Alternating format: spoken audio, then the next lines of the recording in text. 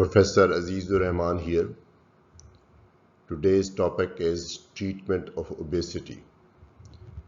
Obesity, as you all know, is becoming very prevalent and is now recognized as a disease. It is a disease in itself, but it actually can lead to many other diseases with a lot of associated morbidity and mortality. So that is why we have to learn about different treatment options. We have limited options at the moment, especially in our country, but our focus will be on use of Liraglutide 3 mg in the obesity management. As far as the epidemiology is concerned, 1 in 3 people globally are overweight. Now, overweight is somebody who has BMI of more than 27 as per international standards and 25 as far as Pakistani, Asian or Japanese standards are concerned. I'll talk about the BMI more in later slides.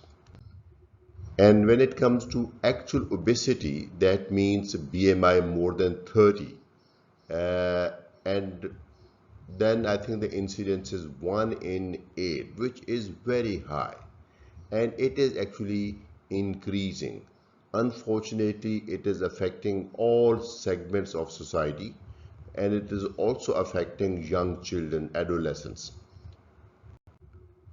There are no definite figures, very reliable, robust figures in Pakistan, but whatever information we have, number one, I'd like to draw your attention to this statement. Obesity is considered as an epidemic by local healthcare professionals. Even without data, we see a lot of patients who are overweight or obese these days. But the statistics are 28.4% of adults in Pakistan are overweight and 8.6% are obese. 23% men and 40% women are obese in urban areas. So the obesity is more common in women as compared to in men. Ranked 9th most obese country in the world. So that is again something not to feel proud of, but we are increasing the prevalence of obesity. And the treatment options are limited. We have generic orlistat, which is used whenever we resort to the treatment of obesity. We use this generic orlistat in about 95% of the patients. And we also people use actually of the herbal medicines, weight losing supplements in approximately 5%. But their efficacy is doubtful. And these herbal medicines, they are not necessarily safe because many of them, they have ephedrine, and ephedrine has some side effects. 48 million plus people in Pakistan living with obesity or overweight, and very few are actually formally labeled or diagnosed as cases of obesity. The reason is that people usually do not come for this issue. Mostly they come for diabetes, high blood pressure, stroke, other things, and during the interview or during the examination we mention about this weight issue and some treatment options are considered, but it is very rare that patient actually comes for a weight issue and we discuss the treatment option in detail and we offer treatment. And of course, this is because of the lack of awareness of available treatment options amongst healthcare professionals, and also lack of awareness amongst patients that their treatment is available, and they don't actually don't recognize obesity as a disease. So I think the situation is not very good. The figure 77,000 only out of millions of people, they are getting treatment. As I said earlier, people with obesity, they belong to all segments of society. Like somebody, a businessman, typically called Seth in our language, or a housewife who works 24 hours and has got a lot of eating and munching and no physical activity, and corporate executives, traditional bablu, and supposed to be. All people are gaining weight. Now there is increase in number. That means more people are falling in the category of being overweight or obese. And in individual patients, their number is increasing, their BMI is increasing from being normal to overweight, and from overweight to obese, and from lower level of obesity to higher levels, higher grades of obesity, they're moving. So this prevalence is, this trend is continuous. So I think we need to do something to control this trend. Now, coming to the definitions and classifications of obesity. Obesity basically refers to the presence of fat in the body. It's defined as abnormal and excessive fat accumulation that may impair health. And this is especially when fat is accumulated in the abdomen around viscera. You must have seen people, the sumo wrestlers of Japan, they have a lot of fat around their body, but they do not necessarily have increased incidence of diabetes, for example, because their fat is in subcutaneous tissue. Fat in the abdomen around viscera is metabolically more active and is more responsible for metabolic and other comorbidities. Body mass index provides the most convenient population level measure of overweight and obesity currently available. All healthcare professionals, they recognize the limitations of BMI, but this is what we have at the moment. A BMI basically is one's weight in kilogram divided by square of height in meters. The philosophy behind BMI is to adjust somebody's weight against his or her height. But still, if somebody is big but his body is mostly muscular, he would be classified as obese as per BMI, but metabolically he may be healthy. So to differentiate between the two, we have to consider other parameters of obesity. Now let's talk about BMI in some more detail. We have different classifications. We have international classification, and one subset of international classification addresses Asian populations, and then we have Japanese guidelines also, which are exclusively addressing Asian populations. If one's BMI is less than 18.5, that person is considered underweight. Now, being underweight is not necessarily a disease. That person may have just a small frame, otherwise that person may be absolutely fine. There are situations where one may be underweight because of a medical condition that of course needs to be addressed. Normal range as per international classification is concerned BMI from 18.5 to 25, and for Asian population the range is from 18 to 23. So up to 23 is normal. Beyond that we have overweight or obesity issue. Why the difference I'll show you in the next slide, but here I'm just going to tell you that Asian population, they have more fat in their body for the same BMI as compared to European people. And then there is this, if your BMI is between 25 and 30 in international classification, and between 23 and 25 according to Asian population, so there is label of overweight or pre-obesity. Now we call it pre-obesity because we know unless something is done, it would move on to the next category, that is obesity. In obesity we have different classes. 30, more than 30 is obesity, and class 1 30 to 35, class 2, and then class 3, and then there is a class 4 also according to Japanese classification.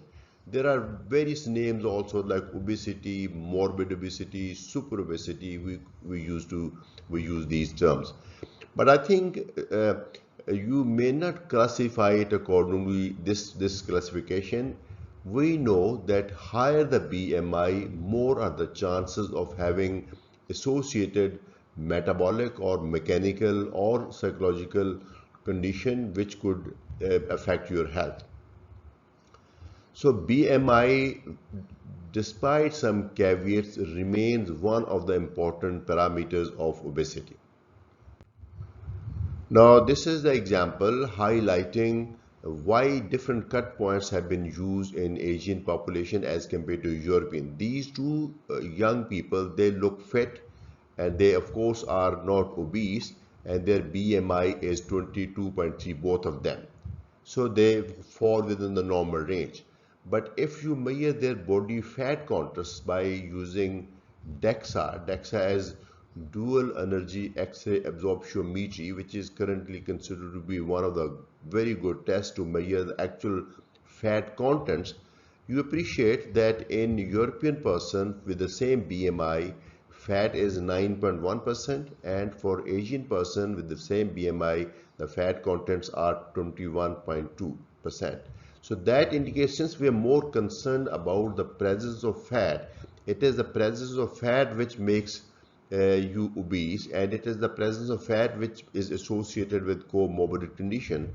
So the lower cut points have been used in Asian population. Now, one parameter other than BMI is waist circumference as measure of obesity. What is the rationale? Because we are mainly concerned about the presence of fat inside tummy, which would of course affect your waist. If somebody has bigger waist, even if otherwise BMI is normal, that person is at an increased risk of cardiometabolic conditions. Waist circumference helps to screen health risk of obesity and weight. Now, measurement of waist needs little training. It's not the waist your tailor knows. It is the waist which we measure at the level of umbilicus when patient is standing straight and relaxed, preferably under the clothes. And the risk goes up with a waist size that is greater than 88 centimeter for women, which is equivalent to 35 inches, or greater than 102 centimeter for men. Generally, BMI and waist circumference correlate, but be aware of thin obesity. There are people who may look thin, otherwise from head to toe they do give this thin phenotype impression, but when you look at their waist, it may be more, so that is called thin obesity. So this classification divides people into two groups, those with normal waist and those with increased waist, and then correlate with BMI. Generally they correlate well, but as I said, there are exceptions. There would be people who may have normal BMI and high waist. They should also be considered obese. And now those people who have very high BMI and very high waist, then of course they fall here. They have extremely high risk of obesity related issues. Why do we become obese? The obesity is a brain-related disorder. Now, you might be surprised on this, and the reason is that our eating behavior and whatever we eat and how much we eat and how frequently we eat, this is actually determined by the center, the appetite center in our hypothalamus. Hypothalamus regulates energy intake and also energy expenditure. So I think naturally this regulates our eating behavior. And the hypothalamic center itself is under control of your genes or your microbiota genes. This is another interesting topic. I actually have a separate lecture on how microbiota control our behavior and our health. So I think those who are interested, they can refer to that video. I'm going to leave the link below. And it can be disrupted by environmental factors, including gut microbiota. Of course, this is not somebody has a certain tendency as per hypothalamus thermostat, the appetite thermostat, but that can of course be altered by many other factors. And this is a list of those things which happen in our life, and they can have adverse effect on our appetite center, exposure to media, developmental conditions, biological condition, medical condition, social deprivation, inequalities, infrastructure, food and activity, availability of food and availability of the sites for activity, and economic and psychosocial issues all can affect your hypothalamus. And hypothalamus actually can also be affected by self-control. If somebody is motivated to have self-control, hypothalamic drive can be controlled by self-control. So causes of obesity are complex and multifactorial. All of them, when they have cumulative action, they lead to excess weight. I think if I have to make it simple, it is the mismatch between energy intake and energy consumption. What we eat in the form of food, whatever food we eat, that has calories. Generally speaking, food coming from animal source like meat and dairy products, they have more fat and more calories. So consuming animal source food is, I think, more likely to make you overweight. But that does not mean that the vegetable or plant-based food is not or cannot be responsible for obesity, because there are many plant origin foods are very rich in carbohydrates. So extra carbohydrate is converted into fat in the body. So if we consume too much carbohydrate, say for example in the form of rice or potatoes or bread or bakery, that itself is converted into fat in the body, because body stores extra food in the form of fat. Fat can store more calories. I think I'm going to examine the role of genetics in some more. There is of course environmental factors, genetic, the built-in mechanism in your body. So I'm going to examine this genetic in some more detail. If you have wrong genes, multiple genes, actually this is not just one gene, the multiple genes which control your eating behaviors. If you are unfortunate to have all of them, you may be 15 times more prone to develop obesity compared to another person who does not have those genes. So that would of course means you will become overweight almost certainly. And there is 70 to 80% effect of BMI by the genes. That does not mean that we cannot do anything, since gene determines our behaviors, our everything like complexion and height and hairstyle, everything is determined by genes. But that does not mean that we cannot do anything. One observation which further highlights the importance of genes is studies of identical twins raised apart found on different places that they had similar BMIs despite their different environments they were raised. So there is very strong effect of genes. Now this is a very important slide. I would like to draw your attention, and I would like to examine you to concentrate on this slide to comprehend the exact impact of obesity on our health. Obesity can give us metabolic diseases. It is associated with increased prevalence of non-alcoholic fatty liver disease, which is a very important disease coming up these days. Incidence of gallstone, infertility, both men and women, stroke, dyslipidemia, hypertension, coronary artery disease, pulmonary embolism, heart failure, pre-diabetes, type 2 diabetes, thrombosis, and gout. These are some of the metabolic conditions which are associated with obesity.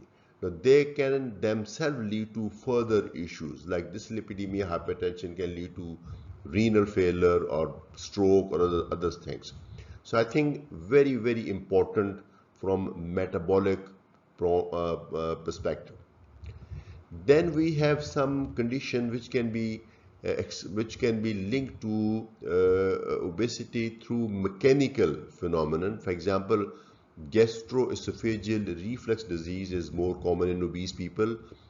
Physical function can be affected. Of course, your movements are limited, your physical performance is limited if you're obese. Asthma is more common. Urinary incontinence is more common in obese people. Osteoarthritis, particularly affecting knee joint, is more common. Sleep apnea is very common in obese people, and chronic backache. So all these mechanical conditions are also common in people who are overweight or obese. And then the third category is mental disorder. Many people with obesity, they are anxious, they feel isolated, especially young women. I think one major issue with obesity is actually social. Uh, these young women, they may not be yet aware of medical conditions associated with obesity, but just because they are fat and their self impression is poor, and they feel isolated and they avoid mixing with people, and it could actually lead to depression. Finally, there is increased prevalence of certain cancer also in people who are obese. So I think obesity is rightfully considered a disease, or actually mother of diseases, because there are so many conditions which can be associated with it. So I think that justifies that we should recognize obesity as a medical condition, and we should treat it as a medical condition. Now, what option do we have? Of course, first of all, lifestyle changes. Genes and lifestyle changes are what made us obese. So we have to reverse at least the lifestyle changes part. And then there are pharmacotherapies, and then finally bariatric surgery.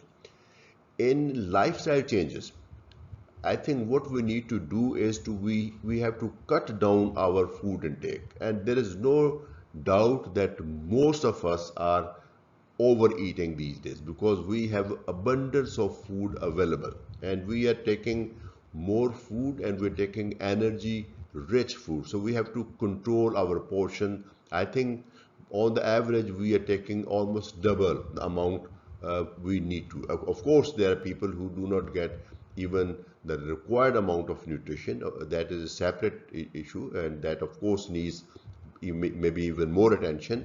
But overeating is one of the issues. The other thing at the same time you need to do is a regular physical activity. It could be simple walking, it may be swimming, running, cycling, jogging, or whatever you can actually to move.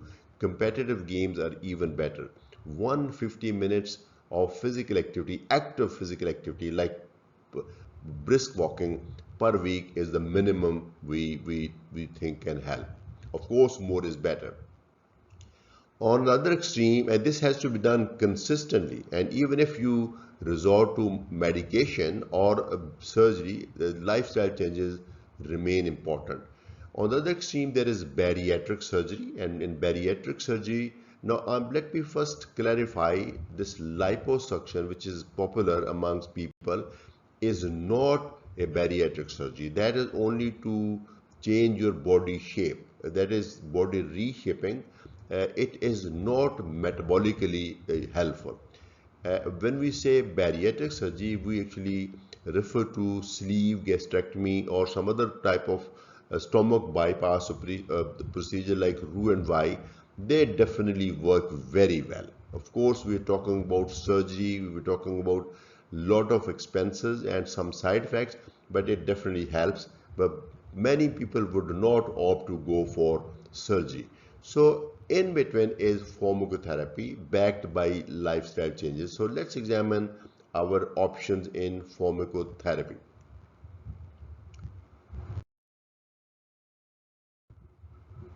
Uh, we have orlistat, which is a drug which will prevent absorption of fats from the intestine up to 20%. The dosage which is recommended, 120 milligram of orlistat with each meal, can stop at up to 20% of fat from getting absorbed.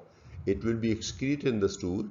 It has some modest action also, but there are some side effects like patient could develop fecal incontinence and bloating and gas issue.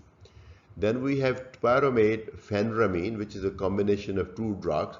This works on brain, on hypothalamus to reduce appetite and to improve satiety, and it also increases our basal metabolic rate, so increase consumption of energy. So I think this is also FDA approved, but it is not available in Pakistan.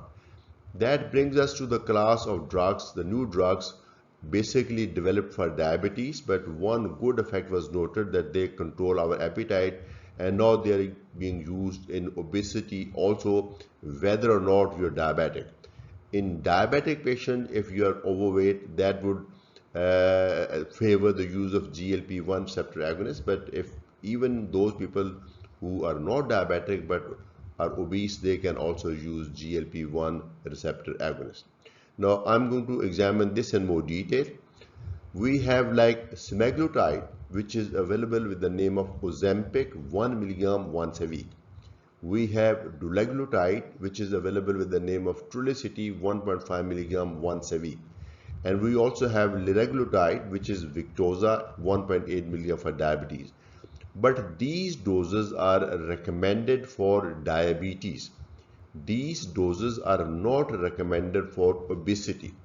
For obesity, these pharmaceutical companies have different preparation with high dose, like semaglutide 2.4 milligram available with the name of Wegovy is for weight management. Dulaglutide, to my understanding, is not recommended. They have higher doses, but it's not recommended for FDA. But they have another product called Mounjaro, tirzepatide, that's very, very effective. And liraglutide, when it is used for obesity management, it is in 3 milligram, and it is different name. It has got different name called Saxenda. So our talk, for the rest of the talk, would be focused on this liraglutide 3 milligram for obesity, not for diabetes. What is liraglutide 3 milligram? And let me show you more about it. Is actually a derivative of GLP1 or analog of GLP1. Now let's see what is GLP1. GLP1 is released from our intestine in response to eating. So whenever we eat, whatever we eat, because of certain signals going to intestine, we have this production of GLP1, and GLP1 has some great features. Normal endogenous GLP has got very short half-life. It produces certain good effects in the body, but then gets cleared off very, very fast by DPP4 enzyme. It improves our satiety and feeling of fullness. So that will help us stop eating further. And it decreases the hunger and energy intake. So these 2 points help in our maintaining our normal body weight, and can be used for the treatment of this mechanism can be used for the treatment of obesity, because we want to improve satiety, we want to improve fullness, and we want to reduce hunger and energy intake. And it also have effect on alpha cells and beta cell. It stimulates beta cell to produce more insulin, and it stimulates alpha cell, it suppresses alpha cell to stop further production of glucagon. Now these two are glucose dependent action. That means once your glucose is normal, there would be no further production of insulin, there would be no further inhibition of glucagon. Now another important, there are two aspects. That means this drug, when used for diabetes, would not cause hypoglycemia, and number two, the analogs of this drug, and number two, the analogs can also be used in those people who have normal glucose. That means they're not diabetic. And of course, one very good effect is on stomach movement and reduced gastric emptying and gastric acid. That means food, whatever we eat, we are likely to, that food is likely to stay in the stomach for longer period, and urge for next food is going to be delayed.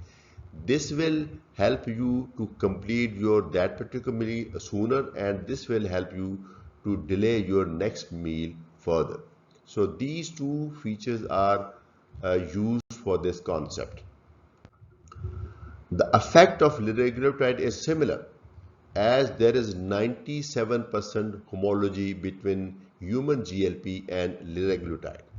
97% homology means 97% structure of liraglutide is exactly the same as human GLP, but 3% different was necessary because only then it became long acting, because this change has been done to prevent its destruction from DPP4 inhibitors. But the only difference is quantitative. Quantitatively, the same effect which I showed you in the last slide, they are increased many times, because liraglutide, when we use for obesity, it is the pharmacological dose. We actually achieve GLP level which may be 10 times higher than that we have in normal physiological state. So that is why liraglutide has the same effect but much more than human GLP because of high dosage we use.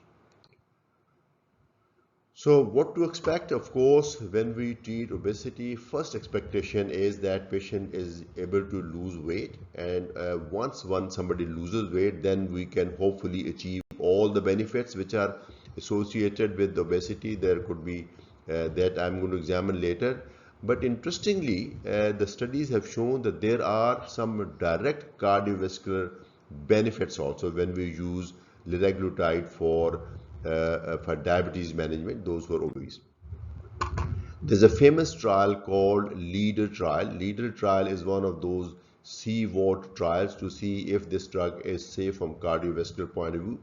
It showed that there is 13% overall relative risk reduction and 22% risk reduction in CV deaths. So this benefit is over and above the benefit through the glycemic control. So I think that is very interesting, very encouraging. But in our today's discussion, we are talking about the role of liraglutide for the management of obesity, and for that I'm going to now discuss it further. Now this is the device. It is a pen with all the drug in it, and very convenient to use. All you have to do is to dial and inject. Attach a needle, dial and inject. Medicine, you can dial 5 different doses: 0.6 milligram, 1.2, 1.8, 2.4 and 3. We start with the lowest dose, 0.6 milligram, and then there is 0.6 milligram increment, which is typically every week. So after 5 weeks, patient should be taking 3 milligram. Why do we have to do this? Because if we start with the high dose, the tolerability of the drug is going to be poor. Patient is more likely to develop some side effects. Since it is a long-term treatment and we want to start with the low dose so that patient does not develop side effect in the beginning, only then you can expect him or her to use it for a long time. And there is no hurry because it's a long-term treatment. So you could take about 5 weeks to get to the desired dose of 3 milligram. Now, of course, if somebody has tolerability issue or somebody can achieve the desired effect with the low dose, the lesser dose like 1.8, we can perhaps maintain at that level also. And by the same token, if somebody is taking 3 milligram, which is full dose recommended, and has been using for the last 3 months, and there has not been any weight loss at all, that again makes a point that you may not continue the drug any further. But to achieve maximum desired effect, you should use the recommended dose, and for long duration, which is like 6 months or maybe a year. Once somebody achieves the desired weight, then maybe patient can be taken off from the drug, expecting that patient will be able to continue lifestyle changes and maintain weight. But in some cases, it may be needed for theoretically for indefinite period also. Now, let me show you the conditions associated with the weight and what benefit we can expect. If we lose up to 5%, there may be benefit on hypertension and hyperglycemia. Both are very serious conditions. So if there is any improvement in hypertension and hyperglycemia, that would be a great reward. Then 5 to 10% prevention of type 2 diabetes, prevention of non-alcoholic fatty liver disease, prevention or regression of polycystic ovarian syndrome or dyslipidemia. So with 10%, and if you lose further, then you can have a benefit on cardiovascular disease, urinary stress incontinence, non-alcoholic steatohepatitis, obstructive sleep apnea, gastroesophageal reflux disease, and osteoarthritis reduction in all these parameters if you lose up to 15%. And if you lose more than 15%, there could be remission of type 2 diabetes. I think nothing can be more rewarding than remission. I have a separate lecture on remission of type 2 diabetes.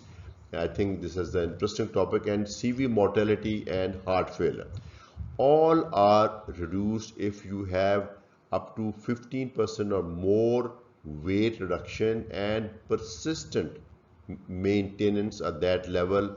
Of course, medication along with the lifestyle changes, there may be reduction in all these factors. So the drug is expensive, but if you can have all these benefits, I think the value of the drug would increase. Then you can justify use of this relatively expensive drug because the gain is very good. There are indications. What are the indications? Liraglutide 3 milligram is the only GLP1 analog that is EMA. This is European Society, a European agency, and then FDA, American regulatory body, approved for weight management in adults and adolescents, both categories, and is available in Pakistan. There are some other drugs, but they're not available in Pakistan. And adults with body mass index of 30, they're obese, so they are candidates for the use of liraglutide.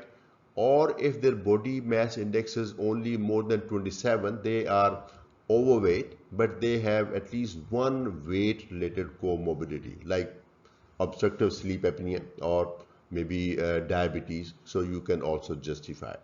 Now let me say, in our country, sometimes people with the lesser BMI might come to you for weight loss. I think they need to be educated. I wouldn't say that the medicine cannot be used in that category. If patient is keen and can afford, I think can be considered. Of course, not in those who have normal body mass index. In adolescents, this is a very important category because these adolescents are going to become obese tomorrow and going to develop all those comorbid conditions. So if the BMI is more than 30 and if the total body weight is more than 60 kg, there is a recommended indication for the use of liraglutide 3 milligram. So there are some other issues, limitations and tolerability issues. Let me go through it. And it's an expensive drug from Pakistan. The per dose cost is 11,000 per step actually. But if you have to go to the full dose, it would be 55,000 per month, which is a lot of money. But there are people who can afford this well, and the value is actually much more. It will control your craving, but you will still need to be helped by your self-control. I think this point needs to be emphasized. So that means patient needs to be educated, motivated, given drugs, and also asked to adopt lifestyle changes. Only then desired objectives can be achieved. It has to be taken for long term. It is not possible to define the duration. I think 6 month minimum, that whenever I make a plan, I give this duration to my patient that it would take at least 6 months, but maybe longer. Of course, it depends on if patient has achieved the desired effect or not, but it could be, theoretically speaking, at least lifelong also. There's no data for lifelong use, but it can be theoretically said can be lifelong. Can be discontinued if no effect after 3 milligram once a day is used for 3 months. And adjuvant therapy is possible, like use of orlistat and other drugs can be possible, but there are no trials so far to support this concept. But I think there is rationale that since these drugs, they work through different mechanism, they can be used. Of course, DPP-4 inhibitors will not make any sense, and another GLP-1 receptor agonist will also not make any sense, but any other drug like orlistat or topiramate or some other measure can also be combined with a GLP-1 agonist. Pancreatitis is a rare effect. Uh, those who have suffered from pancreatitis, once we are very reluctant to use this drug, and once you use, and we have to remain vigilant for pancreatitis. It is rare, and by the way, pancreatitis is common as compared to normal healthy people in obese people and people with diabetes. Medullary thyroid cancer is very rare, but since it is a cancer, we have to be very careful. We have to screen patient, and those who have history of thyroid cancer or medullary thyroid cancer particularly, or family history, they need to be ruled out. So this was a brief account about the use of liraglutide for obesity management. Despite all that I said, the limitation, the cost and tolerability issue, and I think weight loss is very, very rewarding. As I showed in my one of the slide, and I'm going to show you that slide again. This is the benefit. If you lose up to 15%, imagine the benefits you get. So the drug is expensive, but great value for money. So this was Professor Aziz-ur-Rehman from Medurstand talking on obesity and the management issue. I hope this video was, you like this video, and I'm going to make more videos like this. Please join my channel. I'm going to leave the link below. Subscribe to Medurstand. All these lectures are free and going to be free forever. Thank you.